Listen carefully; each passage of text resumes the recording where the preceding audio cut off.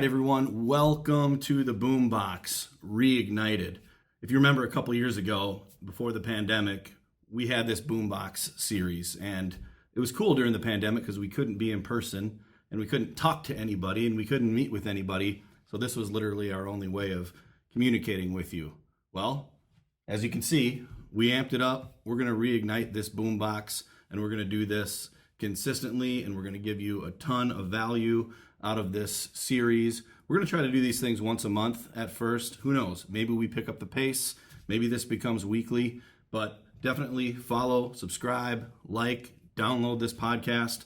And what we're going to be talking about here is all things entrepreneurship and business. My name's Ryan Kulka. I'm an entrepreneur and business owner. I've been self-employed for the last 10 years. And what I really want to do for people and with people during this process is help small business owners or medium-sized business owners get to the next level. Or if you have an entrepreneurial dream and you're stuck in your 9-to-5 and you're feeling like, man, how do I get out of this? What's my first step? Or if you've already known that all along you want to start and run your own company, but you just don't have that idea yet, well, we're going to have a ton of guests on this podcast, many of them which you will know. And we're just going to talk about their stories and how they got to where they are. What did they struggle with? What were some of the pitfalls? What did they trip over? And ultimately, what is their success story? You know, the biggest part about this to me is learning from others that did this before you to give you the confidence that you can do it yourself. Because guess what? No matter what social media says or no matter what influencers say, nobody's perfect. And everybody puts out this perfect image of themselves on social media, and it just seems so easy. Well, let me tell you, it's not. So with this first introduction, what I want to do is I just want to tell a little bit of my story. And then as these podcasts go, we're going to get into some cool guests. We're going to get into what's worked for me, what I've tripped over, how my journey's been. And it's going to be a really cool, fun, enlightening thing. And again, just really cool people, really cool stories. So in terms of myself, I'm the owner and president of Boom Digital Marketing, and I'm also a partner in Grey Duck Spirits, which you may have heard of. And then my latest venture is called the Pizza Club Twin Cities. So I have my hands in a few pots at this point in time, but it didn't start out like that, believe me. I was one of those people. I always knew that I had this entrepreneurial dream. My grandfathers were entrepreneurs, salespeople. My dad's an entrepreneur. My mom helped run a small business. I just come from that cloth. But I just didn't have that idea as soon as I wanted it to. So, but what I did know is that my university offered an entrepreneurship business program. So I thought, okay, this is my calling. I'm going to do this. I'm going to enroll in this entrepreneurship program. I'm going to go through all these courses. And by the time I graduate college, I'm going to have my business idea. Well, guess what? That didn't happen. So I did what everybody else does when they graduate school. And that is go and work in corporate America. And I hopped around jobs a little bit, stayed here for a couple of years, there for a couple of years. I sold insurance. I sold urinal cakes. I sold rugs, uniform apparel. But then at some point, I got into selling websites and SEO and digital marketing. And this is where I really started to formulate what would become Boom Digital Marketing, but I didn't know it yet. And so really what happened was, if you rewind all the way back to 2010, a good buddy of mine who's very active in the music scene, whose name is Nicholas Dirks, DJ Mad Mardigan. He had this concept for this music and entertainment company, but he just didn't know what his first step would be. But he approached me because he knew that I was a music guy. Music's a huge passion of mine. And actually, I was doing wedding DJing on the side in the summers between, years at college. And then once I graduated college, Nick was about to have a baby. And he came and said to me, "Hey, Culks, I can't be in the nightclubs 3 nights a week as a DJ anymore. I need to figure out a way how to make money doing this music stuff, but also be home with my unborn child at this point. So we started talking and kind of mixing and melding our passions and experience, me with weddings, Nick with nightclubs. And actually, Nick, DJ Matt Mardigan, had, I think, just become the official DJ for the Minnesota Timberwolves at that time. And he was doing nightclub gigs and stuff like that. So we knew we kind of had a blend of experiences that was going to be good, but we just didn't know how to put them together yet. Well, after a couple more conversations, we decided, hey, what if we just started a DJ and entertainment company? And what if we got the best of the best Twin Cities DJs together and we brought that experience to people's weddings or to corporate parties, corporate events? Like, let's turn this industry upside down. We didn't know how, we didn't know what we were going to do, but that's exactly what we did. Now we're in 2023. We're 13 years later. I'm no longer a part of Gen Now. I was thankful to have, 12 years with that company. But hung up my headphones a couple of years ago. But if you look at Generation Now right now, they are probably the most well-known, well-versed, biggest DJ entertainment company in the Twin Cities right now. I mean, not only doing nightclubs and weddings and corporate events, but these guys are fully ingrained in Minnesota sports. I mean, from the Twins and Timberwolves, Vikings to the Loon, Minnesota United, the Aurora, and Gopher Sports.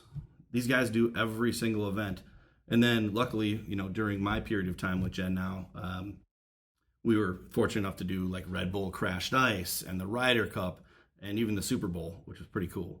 So after that, when we were talking about what was next for Generation Now, I had started Boom back in 2013, 2014. But the Generation Now experience really led me to have the confidence to start my own marketing agency. And of course, my day job, my 9 to 5, was selling websites and digital marketing. But all my clients started asking me about social media and Facebook and Twitter. And this is back in, 2011, 2012, when businesses were just kind of really starting to enter into this world of social media that is so prevalent now. But back then it wasn't. And many of my clients were asking, hey, Ryan, do you guys offer social media marketing services? And my employer did not. It's not something we did. But I was active on Facebook and Twitter and all these things. So I said, you know what, I'll help you out. So I started freelancing. And the freelance jobs started turning into more jobs and getting more referrals. And my clients asking for more services, which I didn't offer yet. But what I say to that? I told them I did. So over the course of the next few years, Boom just kind of started to organically snowball into kind of the pseudo self that it is today. So started adding more services, more clients, started hiring some employees, and it really got to a point where I was able to say bye-bye to my day job. But I didn't choose that. Actually, my day job chose to say bye-bye to me. And that's how I ended up taking kind of the full-time, full-bore leap of faith into self-employment, business ownership, entrepreneurship. And the more and more people I talk to, I hear the story of, yeah, I never really made a conscious decision to do this. I was just kind of forced to do it because of one reason or another, whether it's having a kid or getting married or just being sick and tired of your job where you couldn't even function and live a happy life anymore. Or maybe you're like me and you got laid off or fired. So really it all starts with kind of that, what's that moment, that spark? And for me, it was, I didn't really have a backup plan, but all I knew I wanted to do was work for myself. And the last thing I wanted to do was go out and apply for 50 jobs and go on interviews and just to get something, to get money coming in, and so that I could tell people that I had a job and an income, at a time where a lot of people unfortunately think that that's the most important thing. Well, I think what you'll learn listening to this podcast and listening to the guests that we're going to have on here is that that's the least important thing. I mean, we all need money, right? Money runs everything, and we got to be able to live and support ourselves and our families and go on vacations and have some fun and do some recreation. But when I started Boom and I was kind of struggling through the first couple years, somebody told me, just make sure that you're doing what you love and what you're good at, and the money will come. It always does, because if you're passionate about something, if you're good at something, if you provide value to people, the money will come. And so I always had that frame of mind going in, where it's like, you know what? That's what I want to do. I want to fulfill myself. I want to help others. And if I make a couple bucks, cool. But at that time, I really didn't have many expenses. I mean, I owned a house, but I couldn't afford it. So I had 2 roommates that helped me pay the mortgage and some of the utilities and bills and stuff like that. So I was kind of like, hey, if I can cover my mortgage and my car payment, and my bills, and I can live with buddies, I'm living a happy life. And so I think there's so much pressure on people to, when they're thinking about starting a business, like, how can I blow this up super fast? Or how can I make sure that, I used to be making a 6-figure income, and how can I give that up to go and start my own company where I might not make any money for the next 1, 2, 3, 4 years?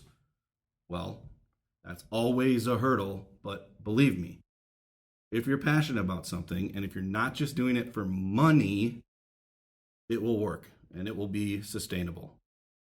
It might not happen right away, but you will just naturally be more in it every single day, more present. And that is what it takes to win. Consistency. It's just like eating good or working out. If you have one salad for lunch, you're not going to be the epitome of nutritional health. But if you have healthy salads every single day over the course of time, you're going to become a healthier person. Same with working out. We all know that we go through slumps, and maybe you spend a few weeks or a few months or a few years and you haven't really been active. Well, you're consistently going in the wrong direction then. But you're not going to lift weights one time or go for a jog once and right everything. You got to stick with it and be consistent with it. And that's the same with business. And it's kind of funny how things tie together too. So, if I didn't have the experience of being a part-time business owner with Generation Now, I never would have had the confidence to start Boom Digital Marketing. And that leads me to the next part of the story, where after I'd been operating Boom for a couple years, I was playing golf with a few buddies that we'd go on golf trips every year and stuff like that and hang out. And we just became really close. Well, what I didn't know was this close buddy of mine was forming a business plan over here with some other people that I didn't know. But my buddy, Jamie, he brought these guys to me and said, hey, my buddy Ryan has this digital marketing company, and we have this business idea over here, but we put some money up, we got this idea, we're trying to figure it out, but we just don't know where to take it from a marketing perspective. And Jamie said, we should go talk to my buddy Ryan. He might have some tips for us. Well, that business over here on the side that was being coordinated with these 3 guys was Grey Duck Spirits. And so you can see, just being in the right place at the right time and networking. I wasn't even consciously networking. I was just buddies with Jamie. Like, he's a way better golfer than me. And he would give me tips on the course. Like, he's got the smoothest lefty swing I've ever seen, and he can't miss a putt, from my perspective. It's like, he's got the best short game. He's the best golfer I know. But he had this idea, and I was just kind of in his life, in his path. And it led me to the opportunity with Grey Duck Spirits. So if you're not familiar with Grey Duck Spirits, we're a liquor and spirits company. We do vodka, seltzers. We have some pre-batch cocktails that have hit the market recently. And we have a couple other products that are coming down the pipe. And that started in 2018 with a couple insurance sales people, an auto glass salesperson, a former NFL football player, Chad Greenway, and myself, a marketing guy who likes music. And none of us had any experience in the liquor business. And actually, most people were telling us that we had no business being in the liquor business. But we were naive and maybe ignorance was bliss because it just kept moving forward, one step after the other. And it wasn't super fast at the beginning, but we knew that we had a cool, catchy name that resonated with Minnesotans. We had a guy like Greenway who was in our corner, who's beloved in the community, played 11 years for the Vikings, wholesome dude, one of the best guys I've ever met. And we knew we had this concept of, hey, the rest of the world drinks Grey Goose vodka. Why don't Minnesotans have a Grey Duck vodka that they drink if it's all about duck, duck, Grey Duck here? And that was literally what Jerry, the guy who concepted this thought, said out loud to these guys. And then these guys decided they're going to start a vodka company, and I was somehow in the way. So long story short, point being, Gen Now led to Boom. Boom led directly to Grey Duck. And now, luckily, I'm fortunate where recently a couple other guys who are super big pizza fanatics came to me with the concept, and they said, hey, we see you. Like, we've seen Boom be successful. We know about Gen Now. Grey Duck is doing well, or seemingly looks like it's doing well. We have this concept about this pizza club thing, and let us tell you about it because we need a direction. You see the common theme here? One thing leads to another. And the next big point that I want to get across to you in this initial intro podcast, and write this down, is when you're starting out, never say no to an opportunity. I don't know if Gen Now was going to be anything. I don't know if Boom was going to be anything. On the Grey Duck thing, we were all just sort of like, this could be a cool, fun side project. Maybe 10 people will buy a bottle of vodka and whatever. It'll be cool and it'll be fun. We didn't know it was going to be anything. And now we're starting this pizza club, and we launched this thing a couple months ago, and it's starting to snowball, slowly but surely. But we're in it every day. We meet every week, all of these businesses, and we just put one foot in front of the other. And you start stacking weeks into months, into years, into a couple years. Now we're at a half a decade or a decade in some of these businesses or more. And it becomes, when you look back on it, like the best decision you could ever make is to say yes to something that you were scared to do, or that was going to take some money or take a bunch of your time, just at the hope and prospect that you might gain some freedom from your 9-to-5 or flexibility, or maybe sometime down the road a little bit of extra money so you could save for retirement or go on a trip or buy a car or house or do whatever you want to do. But it all starts with the yes. And if you never say yes to anything, you'll never get to the decade down the road, or the 15 years down the road, or 20 or 30 or 40, and you'll never gain that freedom or flexibility that I think most people desire in their life. No one wants to be chained to a desk. No one wants to work for the man their whole lives till they're 65, save up for retirement, and then live a life in retirement. You're young, or maybe you're middle-aged, or maybe you're 55 or 60 or 65 and you're going, I'm not ready to retire yet, but I know I don't want to keep doing this. Well, you got to say yes to something. You got to make that first step. And so my hope with this is that this will give you some confidence or some structure or some ideas as to how to make that first step.